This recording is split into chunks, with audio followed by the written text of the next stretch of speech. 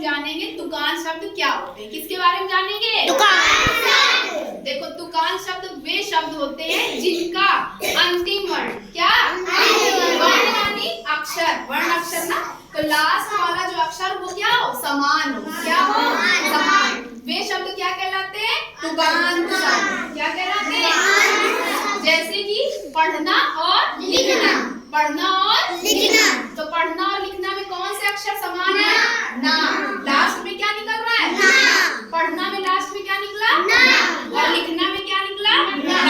ठीक है, ये दोनों में लास्ट में ना निकल रहा है, तो ये दोनों एक दूसरे के क्या हो गए? तुकांत शब्द। नाना नहीं हो गए, क्या हो गए? तुकांत शब्द। ठीक, तो अभी पहले हम लोग एक कविता पढ़ेंगे, उसके माध्यम से आपको बताएंगे कि कहाँ पे तुकांत शब्द निकल रहा है। आर्यन ध्यान से सुनो और ध्यान से समझना कि कौन सा अक्षर निकला है जो तुकांत शब्द बना रहा है। ठीक, चलो। हमने तीन चीजें देखी,